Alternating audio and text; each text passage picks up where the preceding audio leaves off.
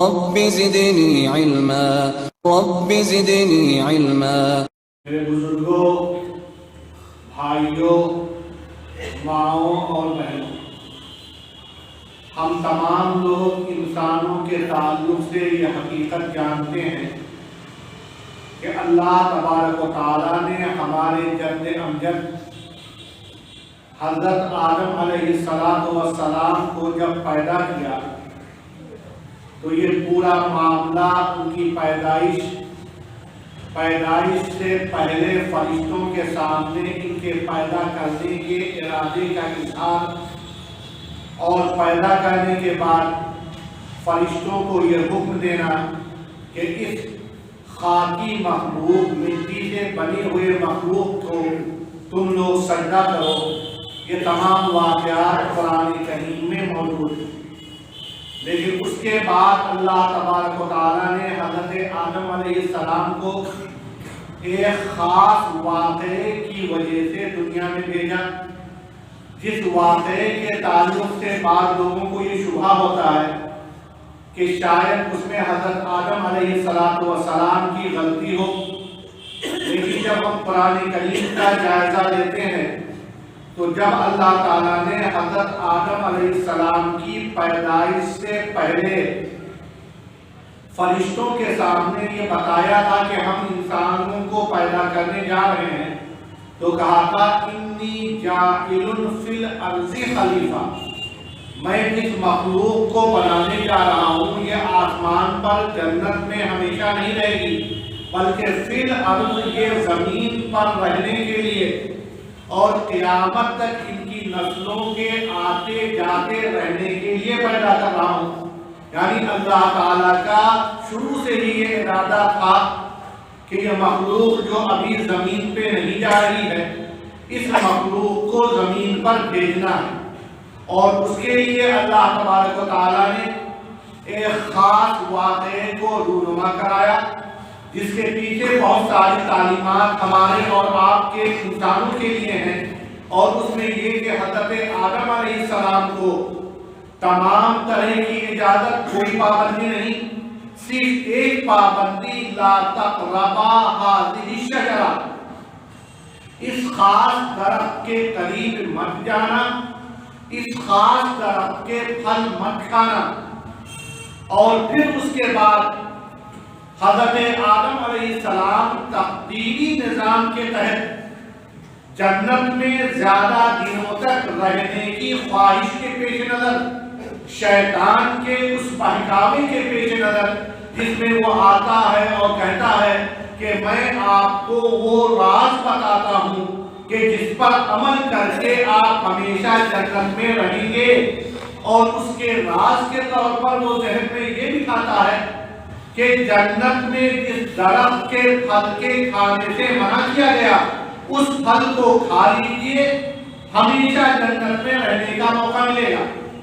حضرت آدم علیہ السلام کی نیت اللہ کے قریب، اس جگہ ہمیشہ رہنے کی تمنا، اور اس وجہ سے اس درخت کے قریب جاتے ہیں اور اس کے پھل کو کھاتے ہیں، لیکن چونکہ اللہ تعالیٰ نے منع کیا تھا اس درخت کے پھل مت کھانا، اور انہوں نے کھا لیا، تو اب اللہ تبارک و تعالیٰ اپنے اس تقدیری نظام کو نافذ کرتے ہیں، جس کے مطابق حضرت آدم علیہ السلام کو جنت سے دنیا میں بھیجا جانا تھا، اور اس واقعے میں یہ پیغام دیا گیا کہ بندہ اپنے ارادوں سے، اپنے نقطۂ نظر اور اپنی سوچ سے صحیح اور غلط کا فیصلہ نہیں کرے گا، بلکہ قرآن میں، احادیث میں، نبی اکرم صلی اللہ علیہ وسلم کی تعلیمات میں جن چیزوں سے روک دیا گیا، منع کر دیا گیا، انسان کے سمجھ میں آئے یا نہ آئے، اس کے عقلی پیمانے کے معیار پر پورا اور کھرا اترے یا نہ اترے، اسے ہر حال میں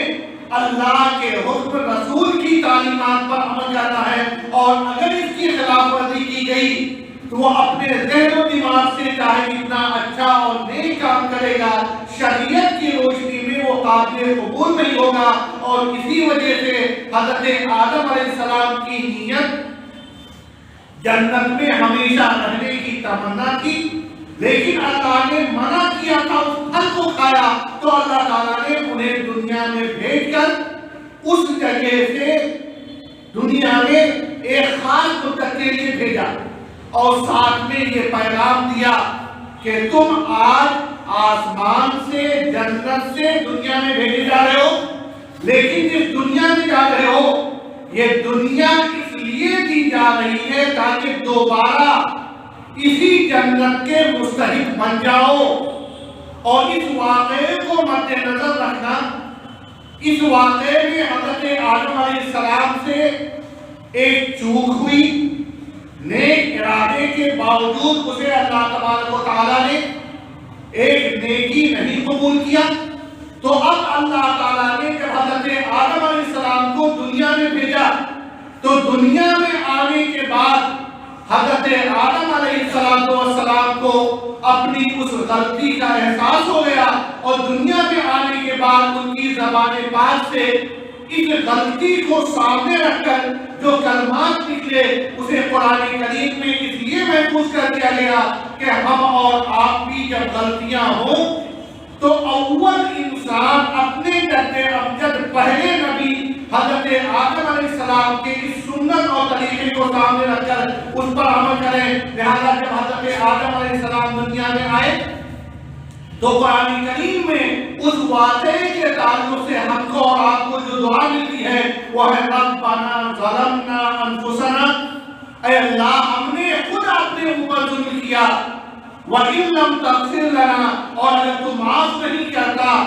وَتَرْحَمْنَا اور رحم و کرم نہیں فرماتا، لَنَكُونَنَّ مِنَ الْخَاسِرِينَ تب تو ہم بہت گھاٹے میں رہیں گے. یہ واقعہ اس چیز کی علامت اور اس چیز کے سلسلے میں ایک بہت بڑا سبق اور بہت بڑا درس ہے کہ انسان سے غلطی ہوگی. ہمارے جد امجد حضرت آدم علیہ السلام کے ساتھ یہ واقعہ اسی لیے پیش کیا گیا کہ بندہ سیکھے کہ ہمیں آسمان میں نہیں دنیا میں بھیجا گیا، لیکن اس دنیا کے باوجود ہمیں موقع دیا گیا کہ ہم آخرت میں جنت کے مستحق قرار پائیں اور اس کے لیے اپنے جد امجد کے اس طریقے غلطی ہو اس کا اعتراف ہو اور اس پر توبہ ہو اور آئندہ وہ نہ کرنے کا ارادہ ہو. یہ واقعہ پیش آنے کے بعد نسل انسانی کی ایک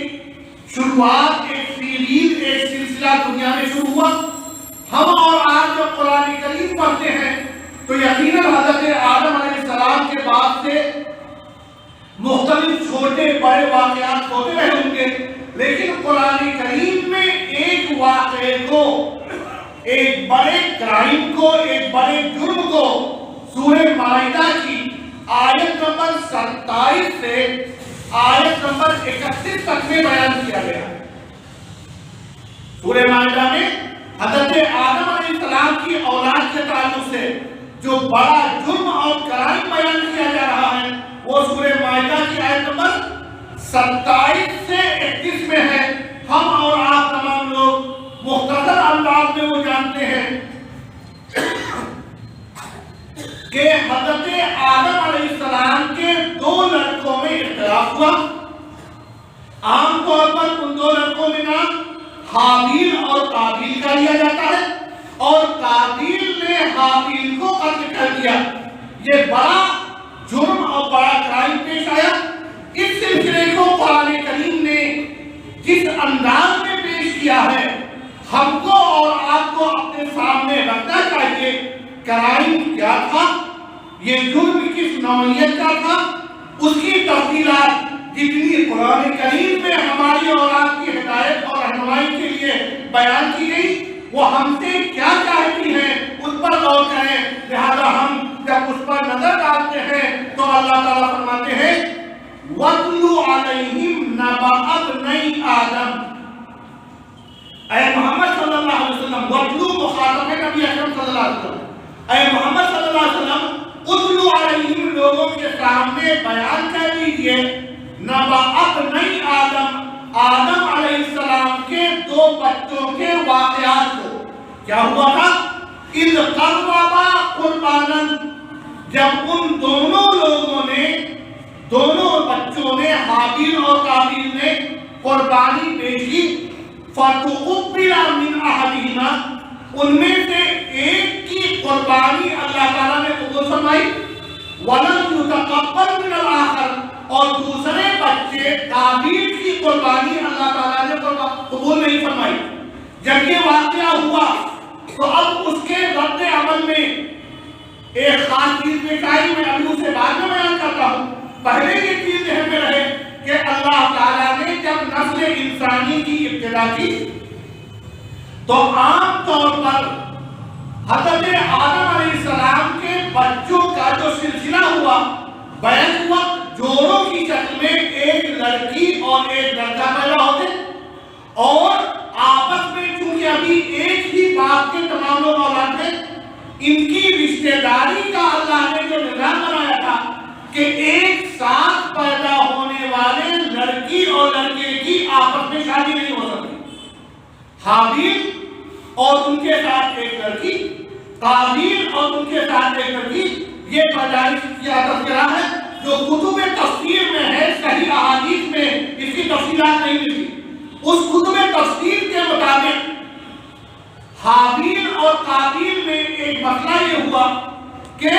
قابیل یہ چاہتے تھے کہ جس جوڑے کے ساتھ پیدا ہوئے ہیں اسی لڑکی سے رشتہ ہو، لیکن شریعت آدم میں، آدم علیہ السلام کی شریعت میں ایک ساتھ پیدا ہونے والے بچوں کا رشتہ نہیں ہو سکتا تھا، لہذا یہ قابل قبول نہیں تھا. قابیل اس چیز پر اڑے رہے اور یہ چاہتے رہے کہ میری خواہش کے مطابق ہمارا رشتہ مجھ سے ہو، لیکن شریعت کی خلاف ورزی کی وجہ سے اس کو قبول نہیں کیا گیا اور اس کے اڑے رہنے کی وجہ سے ایک نظام کیا گیا، اور وہ نظام یہ کہ آپ دونوں کوئی چیز اللہ کے راستے میں قربان کرنے یا اللہ کے راستے میں دینے کا عہد کریں. حابیل نے اپنے غلوں کو اور قابیل نے اپنے چوپایوں کو اس قربانی کے لیے اللہ کے راستے میں دینے کے لیے طے کیا. اس زمانے میں کس کی نیکی اور قربانی قبول ہو رہی ہے، کس کی نہیں ہو رہی ہے، اس کا نظام یہ تھا کہ آسمان سے ایک آگ آتی اور جو قابل قبول قربانی ہوتی وہ آگ اس چیز کو کھا جاتی. حابیل کے غلوں کو اس آگ نے کھایا، یعنی حابیل کی قربانی قبول کی گئی، قابیل کی قربانی قبول نہیں کی گئی. جب یہ قربانی حابیل کی قبول ہوئی، قابیل کی قبول نہیں ہوئی، تو قابیل کو ذہن میں ایک حسد کہ میری نیکی قبول نہیں ہوئی، میرے بھائی حابیل کی نیکی قبول ہو گئی. حسد کا مزاج پیدا ہوا، اپنے کو سماج میں کمتر محسوس کرنے کا ایک عمومی احساس اس کے دلوں میں جاگزی ہو گیا. لہذا قرآن کریم کی آیت میں اس نے کہا لَأَقْتُلَنَّكَ، تمہاری چیز قبول ہوئی، تم بڑے پاکساہ اور اللہ والے کے نام سے یہاں مشہور ہو گئے، اب میں تم سے انتقام لوں گا. اور عام طور پر حسد میں اپنے فائدے کے بجائے انسان کو دوسرے کے نقصان کی فکر ہوتی ہے، اور اسی وجہ سے حسد کی جو تعریف بیان کی گئی ہے وہ تمنی زوال نعمت الاخ. اس کی تعریف یہ ہے کہ حسد میں انسان یہ نہیں چاہتا کہ مجھے ملے، بلکہ چاہتا ہے ہمارے بھائی کی خوبی مجھ سے چھن جائے. ہمارا کوئی فائدہ نہیں لیکن بھائی کا بھی فائدہ نہ ہو جائے. اور ہم اور آپ جانتے ہیں سماج میں یہ برائی کتنی بری طرح عام ہے، ہمیں فائدہ ہو نہ ہو لیکن ہمارے جاننے والے دوست، رشتے دار، بھائی، تعلق والوں کے پاس اگر کوئی چیز ہے تو انسان اپنے فائدے کے بغیر اس کو نقصان پہنچانے، اس نعمت کو چھیننے کے لیے نہ جانے کیا کیا تدبیر اور کوششیں کرتا ہے. یہی دوسرا جرم جو حضرت آدم کی اولاد کے تعلق سے قرآن میں بیان کیا گیا وہ قرآن میں ہے. انہوں نے کہا تھا اقتلنک، میں تمہیں قتل کر کے رہوں گا. تم اللہ والے بن گئے، تمہاری قربانی قبول ہو گئی میری کیوں نہیں قبول ہوئی؟ اب اس صورت میں حابیل نے کہا انما یتقبل اللہ من المتقین، بھائی اگر ایک چیز میری قبول ہوئی تمہاری قبول نہیں ہوئی تو اس میں میرا کیا جرم؟ یہ تو اللہ کا فیصلہ، اور جس میں آپ اپنے ذہن میں رکھیں انما در حقیقت یتقبل اللہ، اللہ تعالیٰ قبول فرماتے ہیں من المتقین، ان کی نیکیوں کو جن کے اندر تقویٰ ہوتا ہے۔ اور یہاں پہ ہم کو اور آپ کو غور کرنا ہے کہ نیکی قبول ہونے اللہ کے رحم و کرم کے استحقاق کے لیے دو شرطیں ہیں، نمبر ایک تقویٰ اور اخلاص، نمبر ایک تقویٰ اور اخلاص۔ ہم جو نیکی کریں اس کے پیچھے صرف اللہ کی رضا، صرف اللہ کا خوف اور اللہ کو خوش کرنا مقصد ہو، اور دوسری بنیادی شرط وہ نیکی اس طریقے کے مطابق ہو جس طرح اللہ اور اس کے رسول نے کہا ہے۔ ہم نیکی سمجھ کے بہت کچھ کریں لیکن اللہ اور رسول کے بتائے گئے طریقے کے مطابق نہیں ہے تو وہ نیکی قبول نہیں ہوگی۔ مثال کے طور پر جمعے کی نماز بہت زیادہ آئی و ثواب کا ذریعہ، لیکن اگر کوئی شخص 2 کے بجائے 4، 6، 8 رکعت ایک ساتھ پڑھنے لگے تو یہ ناقابل قبول اس لیے ہے کہ رسول کی بتائی گئی تعلیمات کے خلاف ہے۔ اگرچہ کہ رکعتیں بھی بڑھ گئی، رکوع سجود بھی بڑھ گئے، دعائیں پڑھنے کی مدت اور مقدار بھی بڑھ گئی، لیکن اس مقدار کا اضافہ مطلوب نہیں، مطلوب ہے اللہ اور رسول کی تعلیمات کے مطابق زندگی گزارنا۔ تو حابیل نے بھی قابیل سے کہا اس میں میرا کیا جرم؟ آپ اپنے اندر تقویٰ پیدا کیجئے، اخلاص پیدا کیجئے، اللہ تبارک و تعالیٰ ان بندوں کی نیکیاں قبول فرماتے ہیں جن کے اندر تقویٰ ہوتا ہے، اخلاص ہوتا ہے، اللہ کی رضا اور خوشنودی جن کا مقصد ہوتی ہے۔ لیکن چونکہ اس نے ان کی اس بات کو قبول نہیں کیا بلکہ اپنے اس جرم پر آمادہ رہے اور کہا میں تو قتل کروں گا، میں نہیں چھوڑوں گا۔ جب ان کا یہ طریقہ تو پھر حابیل نے کہا لئن بسطت الی یدک، سن لو اگر تم میرے قتل کے ارادے سے میری طرف ہاتھ بڑھاتے ہو، لتقتلنی، میرے قتل کے ارادے سے اگر تم ہاتھ بڑھاتے ہو تو ما انا بباسط یدی، تب بھی میں اپنے ہاتھ کو تمہارے قتل کے لیے نہیں بڑھاؤں گا۔ تم قتل کر رہے ہو، میری جان جائے گی، میرا نقصان ہوگا، مجھے دنیاوی تکلیف پہنچے گی، لیکن اس کے باوجود بھی میں قتل کے لیے اپنے ہاتھ بڑھاؤں، میں اپنے ہاتھ کو اس جرم میں آلودہ کروں، میں نہیں کروں گا۔ کیوں؟ انی اخاف اللہ رب العالمین، قتل اتنا بڑا جرم ہے، اتنی بڑی سزا ہے کہ اگر میں ہاتھ بڑھاتا ہوں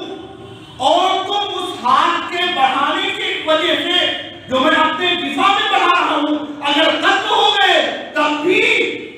شریعت اسلامیہ میں محمد صلی اللہ علیہ وسلم، نبی اکرم صلی اللہ علیہ وسلم کا صاف ارشاد ہے القاتل والمقتول کلاہما فی النار،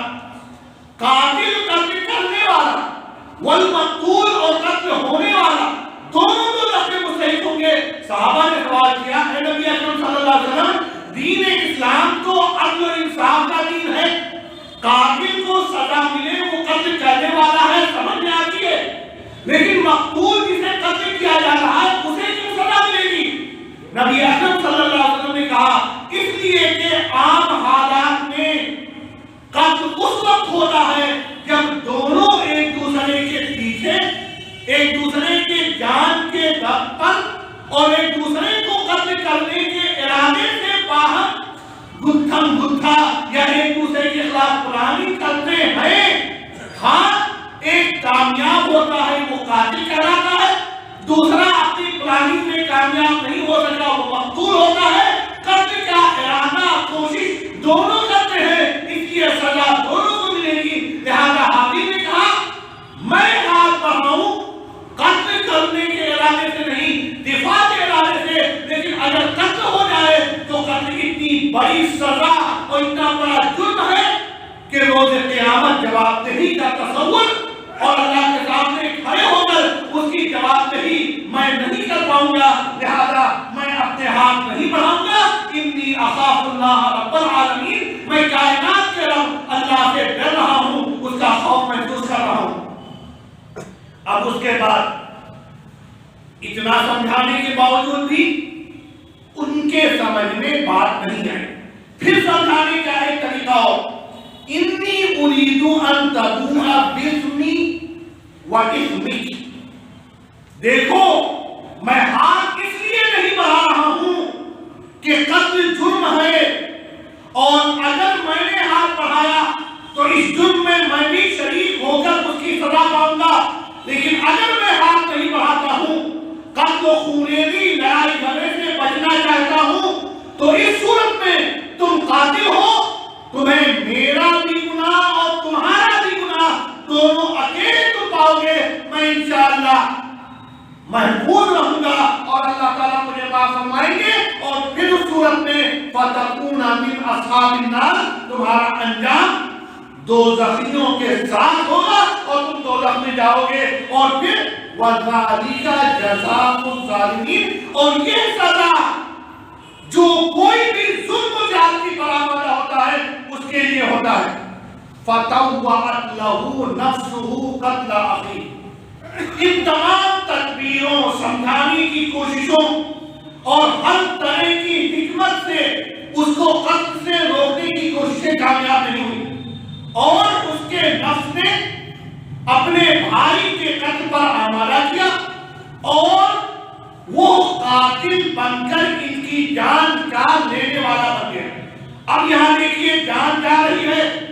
قتل ہو رہے ہیں، لیکن قرآن کریم کہہ رہا ہے فَأَصْبَحَ مِنَ الْخَاسِرِينَ، گھاٹا کس کا ہوا؟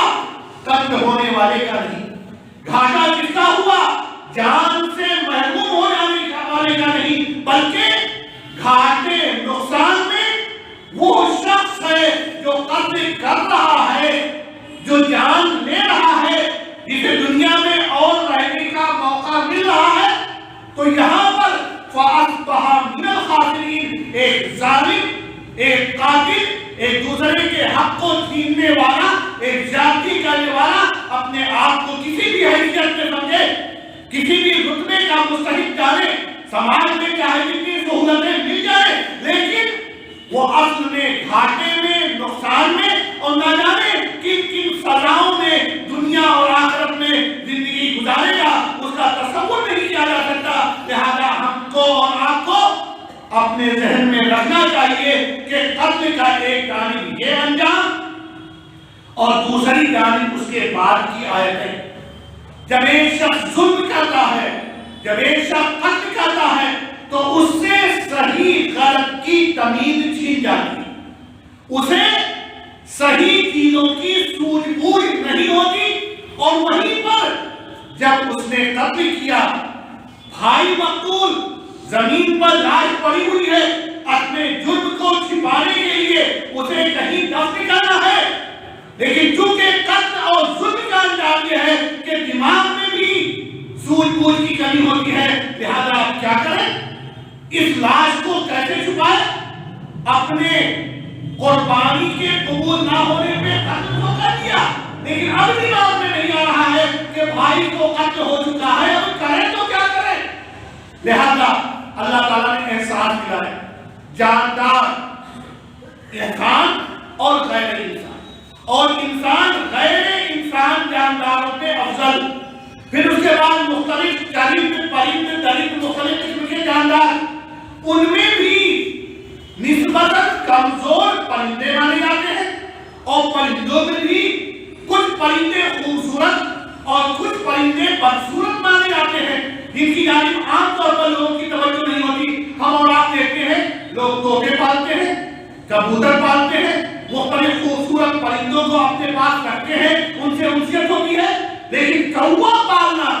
عام طور پر انسانی طبیعت اس کی جانب مائل نہیں ہوتی، لہذا لوگ نہیں پالتے۔ اللہ تعالیٰ نے اس کی حقیقت کو ایک کمتر مخلوق پرندے، اور پرندے میں بھی کمتر سمجھے جانے والے ایک کوے کے ذریعے واضح کی، فَبَعَثَ اللَّهُ غُرَابًا، اللہ تعالیٰ نے ایک کوا بھیجا، یبحث فی الارض، اور اس کے ساتھ قرطبی کی تفسیر کے مطابق ایک کوا اور تھا اور ان میں سے ایک کوے کی موت ہو گئی. پھر اس کوے نے اپنے چونچ سے زمین کو کھود کر اس کوے کو مٹی کے نیچے چھپایا. تو اس انسان کو جو اپنے کو بہت قابل اور انتقام لے کر اپنے آپ کو ہیرو سمجھ رہا تھا، یہ بات سمجھ میں آئی کہ میری حقیقت تو اس کوے سے بھی کمتر ہے کہ یہ اپنے مقتول ساتھی کو اپنے چونچ سے زمین کو کھرچ کر کھود کر چھپا لے رہا ہے. لیکن میرے سمجھ میں یہ بات بھی نہیں آئی اور پھر اس کو دیکھ کر وہ زمین کو کھودتا ہے اور اپنے بھائی کو دفن کرتا ہے. اللہ تعالیٰ اس کے بارے میں کہتے ہیں فَبَعَثَ اللَّهُ غُرَابًا، اللہ تعالیٰ نے ایک کوا بھیجا يَبْحَثُ فِي الْأَرْضِ، جو زمین میں اس کوشش میں تھا کہ لِيُرِيَهُ كَيْفَ يُوَارِي سَوْءَةَ أَخِيهِ، کہ یہ کوا اپنے دوسرے کوے کو زمین میں کیسے چھپائے. قال، جب یہ دیکھا تو وہ ہیرو جو قاتل تھا کیا کہنے لگا، یا ویلتا، افسوس، اپنے اوپر افسوس کا اظہار کرنے لگا اور کہا اعجزت ان اکون مثل هذا الغراب، میں تو اس کوے جیسا بھی نہیں. میرے سمجھ میں تو یہ بات بھی نہیں آئی کہ میں اپنے بھائی کی لاش کو کیسے چھپاؤں. فاصبح من النادمین، اور اس طرح سے وہ بھی اپنی اس حرکت پر شرمندہ ہوا کہ کوے کی عقل نہیں، لیکن اپنے اس جرم پر شرمندگی کا احساس نہیں ہوا. یہ وہ دوسرا جرم ہے جو ابن آدم کے تعلق سے قرآن میں تفصیل سے بیان کیا جاتا ہے. لیکن اس کے اندر ہم نے دیکھا کہ عام طور پر قاتل، ظالم، دوسرے کے حقوق کو چھیننے والے، غصب کرنے والے اس ذوق میں ہوتے ہیں کہ میں نے تو انتقام لے لیا، میں فائق ہوں، میں غالب ہوں، میرا کوئی کیا بگاڑ سکتا ہے. لیکن انجام یہ ہوتا ہے جو اس بھائی کا ہوا. لہذا آئیے اللہ سے دعا کریں اللہ تبارک و تعالی ہم کو حق و انصاف پر زندگی گزارنے کی توفیق عطا فرمائے، ہر طرح کی ظلم و زیادتی سے محفوظ رکھے، ہمارے ذہن و دماغ کو صحیح راستے کی سکھاؤ اور اس کی توفیق عطا فرمائے، ہر حال میں قرآن اور نبی کی سنت پر عمل کرنے کی توفیق عطا فرمائے.